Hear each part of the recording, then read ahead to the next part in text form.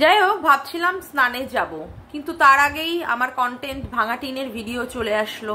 তো তাই ভাবলাম যে আগে ভিডিওটা করে নিই, তারপরেই না স্নানে যাব। হ্যাঁ, কালকে আমাদের কাছে ভাঙাটিন ভিডিও দিতে পারেনি। কি করে ভিডিও দিতে পারবে? কালকে তো গেছিল খাওয়াতে।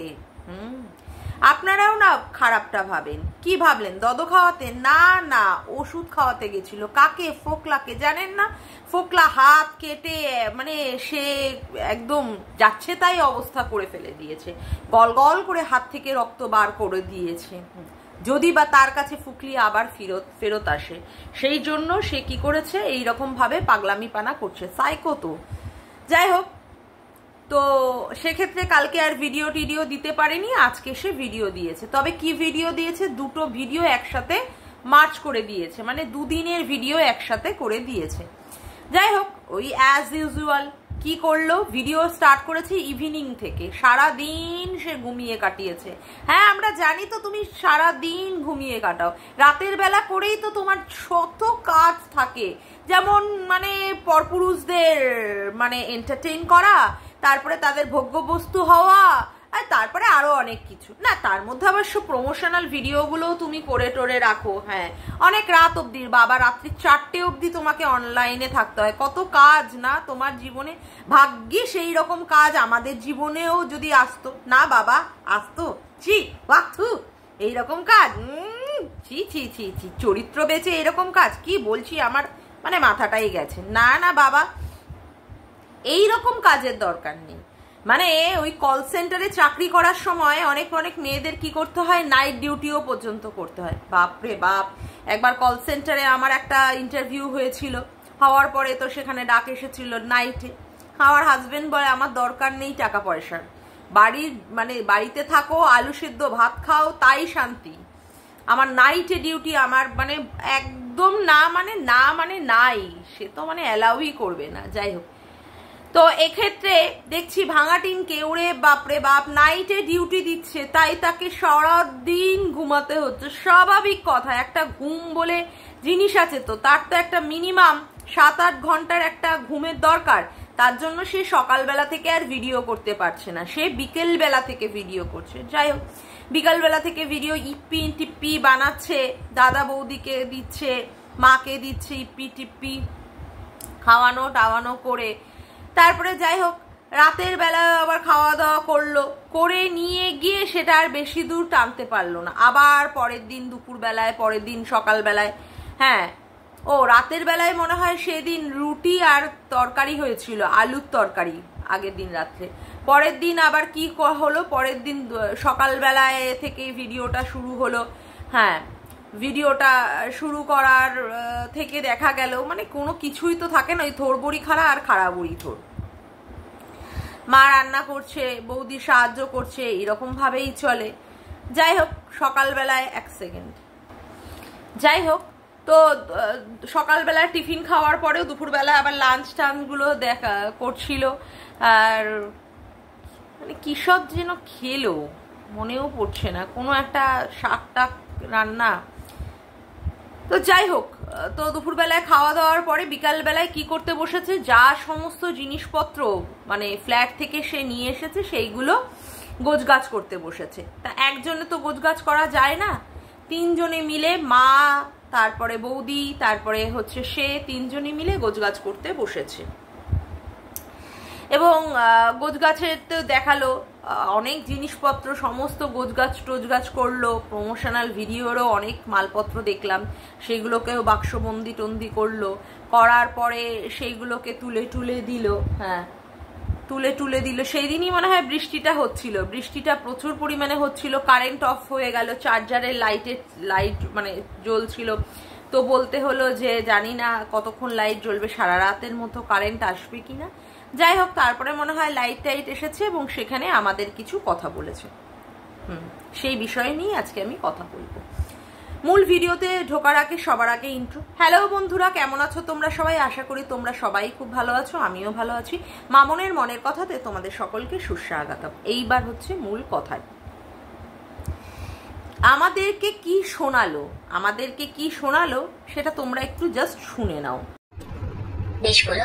আচ্ছা যাই হোক, গতকালকের যে ভিডিওটা ছিল সেটাতে সবাই সবাই সবাই কমেন্ট করেছো, এমনকি আজকের যে শর্ট ভিডিও পাবলিক করেছি ওটাতেও মানে সবাই মনে করছো যে আবার হয়তো প্যাচ আপ হয়ে গেছে বা এরকমই আর কিছু ভাবছো, কারণ তোমাদের কমেন্টের মাধ্যমে জানতে পারলাম যে কিছু ভিডিও প্রাইভেট হয়েছে যেগুলো পাবলিক ছিল, ভিডিও করা ভুল হবে লাইভ, আর কিছু কমিউনিটি পোস্ট।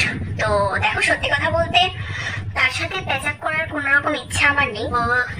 যে ভাবছিলে যে কোন রকম হয়তো আবার প্যাচ আপ হয়েছে বা কিছু আর কি সব নিজেদের মধ্যে মিটমাট হয়ে গেছে, একদমই না।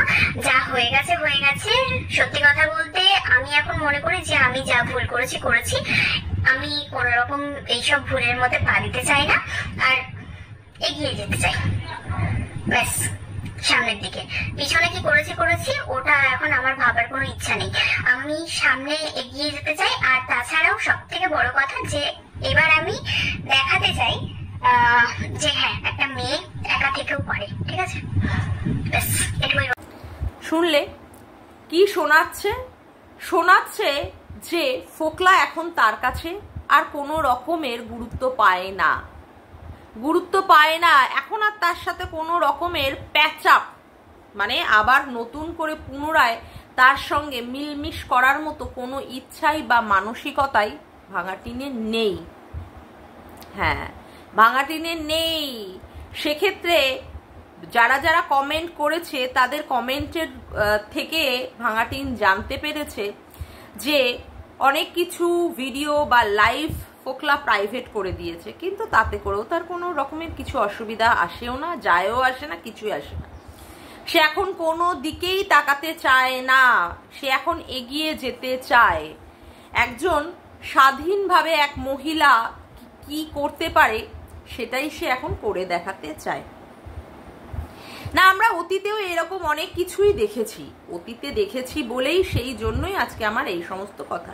যখন সন্দীপ মিত্রের বাড়ি থেকে বেরিয়ে এসেছিল সে তখনও স্বনির্ভরশীল হতে চেয়েছিল, স্বনির্ভরশীল। কোনো পুরুষের সেইখানটায় কোনো রকমের প্রয়োজনীয়তা ছিল না, কিন্তু পেছন থেকে দিয়ে যে ফোকলা তাকে রাত দিন সাহায্য করে গেছেই সেটা কিন্তু আমরা খুব ভালো মতোই জানি।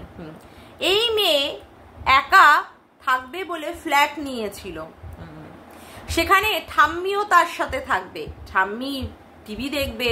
সেই টিভিটা কোথায় সেট করা হবে, প্রথমে তো একদিকে সেট করেছিল, পরে আবার অন্যদিকে সেট করলো।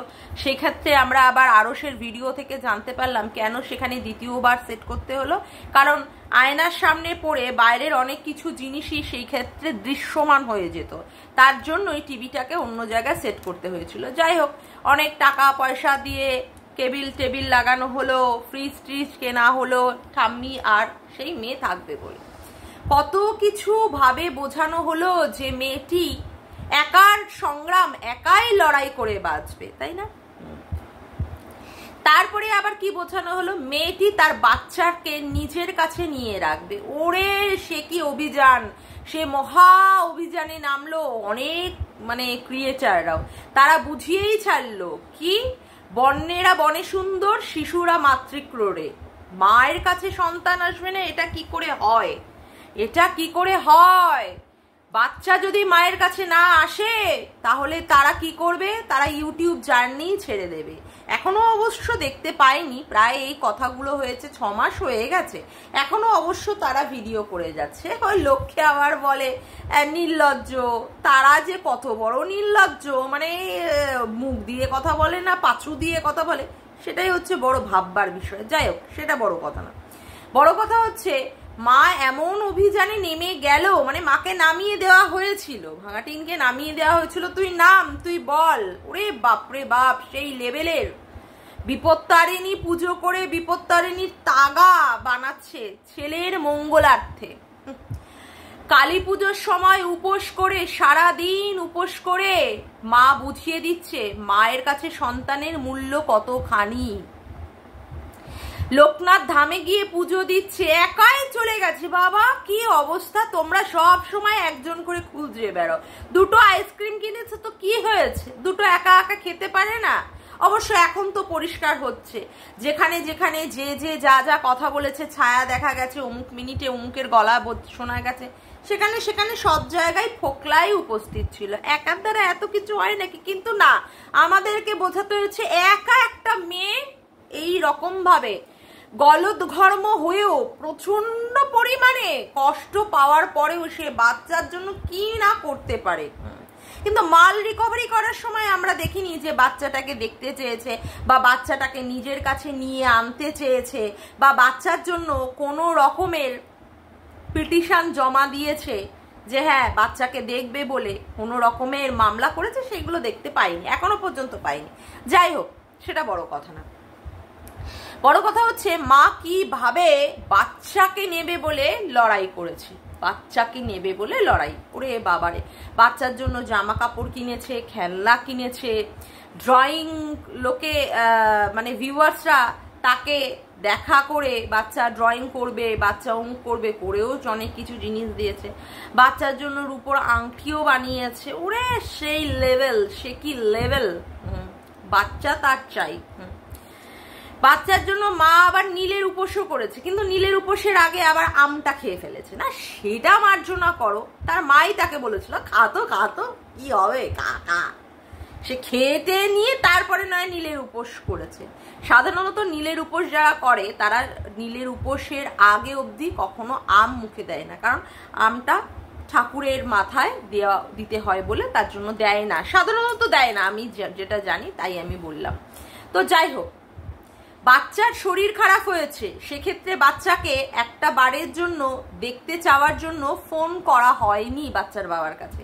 কিন্তু আবার যখন ওই ফোকলা যখন বাড়াবাড়ি করেছে, মানে ফুকলির সম্পর্কে এসে লাইভ করে বুঝিয়েছে, বাচ্চার বাবার লিগাল অ্যাডভাইজারের কাছে গোপন জবানবন্দি দিয়েছে, তার সাথে স্ট্রিম লাইভে জয়েন করে তার মানে ফুকলির সম্পর্কে বলে দিয়েছে, সেই সময় আবার বাচ্চার বাবাকে ফোন করে হেক্স চ্যাটের ওই লিস্টটা তার কাছে চেয়েছিল। কিন্তু বাচ্চার যে সময় শরীর খারাপ হয়েছিল সেই সময় বাচ্চার কুশল বা কি রকমের আছে সেই সংবাদটা নেওয়ার কোনো রকমের প্রয়োজনার্থেও একটা ফোন হয়নি না, সেটাও বড় কথা না। যাই হোক, এরপরে কথা হচ্ছে বাচ্চাটাকে মানুষের জন্মদিনে গিফট দিতেছে, যে সেখানেও লাইভ করে বলেছে এই একদম গিফট মিফট কেউ দেবে না, বাচ্চার বাবার অনেক ক্ষমতা আছে। কি বাচ্চার প্রতি ভালোবাসা না, একদম মাখো মাখো ভালোবাসা, মায়ের এইরকম ভালোবাসা, এটাই তো আশা করার বিষয়, তাই না? হ্যাঁ, যাই হোক, আবার লোকে বলেছে এই তুই বাচ্চাটাকে নিয়ে আসলি না, এতদিন তুই বাচ্চা ছেড়ে আছিস কি করে?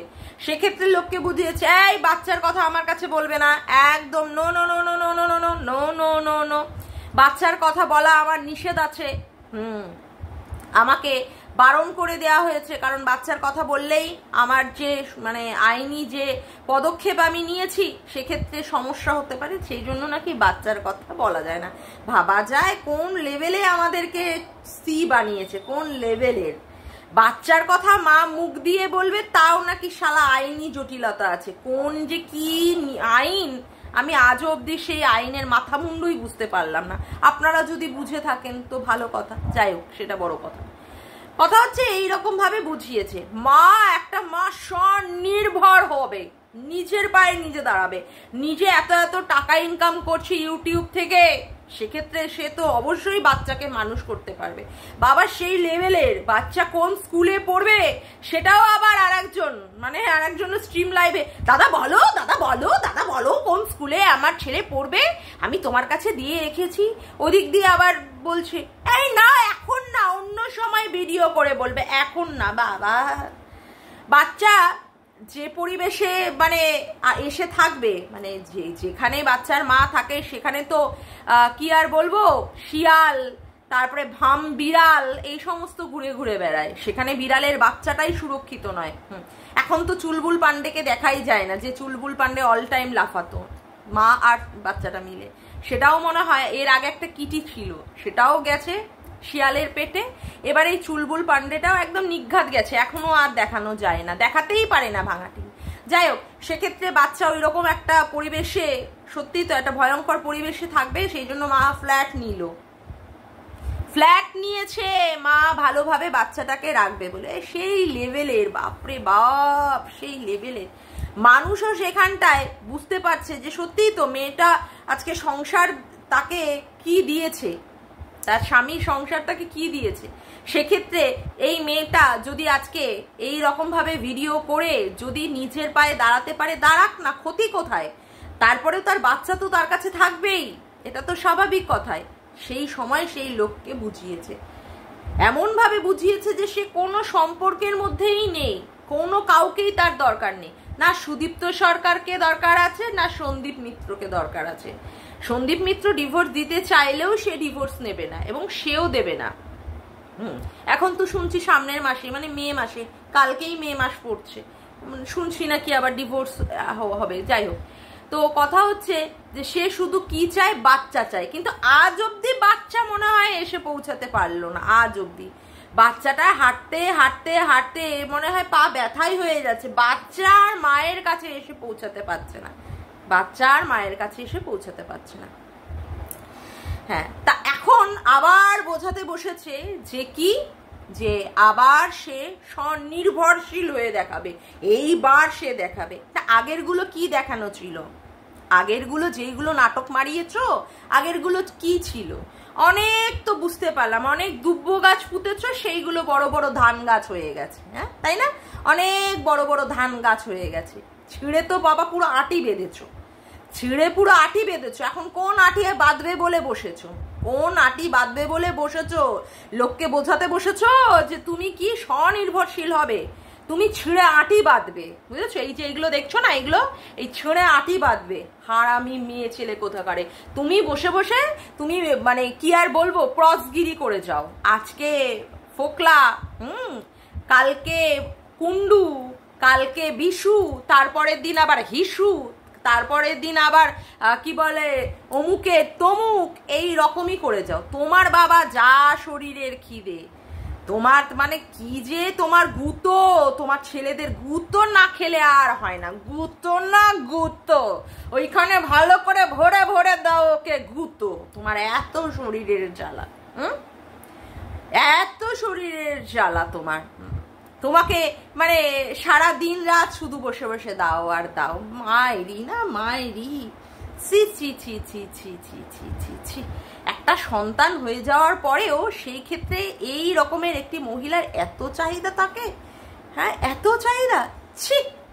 আর তারপরে আবার কি করতে হচ্ছে সেই চাহিদার জন্য, আজকে এই পুরুষ, কালকে সেই পুরুষ, কালকে অমুককে দাদা বানিয়ে ফেলছে, কালকে অমুককে বুঝিয়ে দিচ্ছে, আরে ওর সাথে আমার সম্পর্ক ছিল কিন্তু ও কাজকর্ম করে না বলে ওর জন্য সম্পর্ক রাখবো না। অথচ ওর সঙ্গে যে সংগ্রামপুর মন্দিরে গিয়ে বিয়ে করেছে সেটা আর বলতে পারছে না, সেটা আর বলতে পারছে না। ওর সঙ্গে সম্পর্ক ছিল, মানে সবাইকে শুধু সি বানিয়ে বানিয়ে রেখে রেখে এই রকম ভাবে করে যাচ্ছে, এই রকম ভাবে। কারোর সঙ্গে রাত্রের শয্যা সঙ্গিনী হচ্ছে, তো কারোর সঙ্গে আবার মানে লিপ কিসে আর মানে আলিঙ্গনের মাধ্যমে আবদ্ধ হচ্ছে। বলছি সত্যি লজ্জা লাগে না, ঘৃণা লাগে না? হ্যাঁ, ঘৃণা লাগে না? হ্যাঁ, এত চাই, এত চাই, এত শরীরের খিদে, ছি ছি ছি ছি ছি। আর লোককে বোঝাতে বসেছিস যে তুই কি থাকবি, একা থেকে সিঙ্গেল মাদার হবি। তোর একা থাকার নমুনা তো লোকে ভালো বুঝতে পেরে গেছে, লোকে বুঝতে পেরে গেছে। সন্দীপকে ঠকিয়ে বাড়ি থেকে বেরিয়ে তুই বুঝিয়েছিস না তুই একা আছিস, কোনো জায়গায় তুই একা ছিলিস। এই যে গেছিলিস অযোধ্যা ধামে, সেখানে বাসের কাছে তোর পাশের সিটটা খালি রেখে দিয়েছিলিস গোনাই কাকার জন্য। তারপরে যে কোন গোনাই, কোন মধু, কোন চুদু এসে বসেছে, সেটা তো একদম ভান্ডা ফাটিয়ে দিয়েছে আরশ, তাই না? কার সাথে যে তুই ছিলিস আর কি কি কেলোর কীর্তি করেছিস সেগুলো তো এখন সবার কাছেই পরিষ্কার। আরশ বলেছিল তুই সংগ্রামপুর মন্দিরে গিয়ে ফোকলার সাথে বিয়ে করেছিস। তুই বলেছিলিস কি, পাগলে কি না বলে ছাগলে কি না খায়, তোমরা পাগলের কথা বিশ্বাস করো না। তো এখন তো সেইগুলো সমস্ত পরিষ্কার করে দিচ্ছে ফোকলা, এবং সবার কাছে ফটো ছেড়ে দিচ্ছে, ফটো ছেড়ে দিচ্ছে। তারপরে আবার কি, তুই যেখানে বলেছিলিস যে তুই বাচ্চার বাবাকে তোর পায়ের কাছে এসে ফেলবি, সেই তুই কিনা বাচ্চার বাবার পা ধরতে তাকে ফোন করে তার কাছে এক্সট্যাক্টের এটা চেয়েছিস, মানে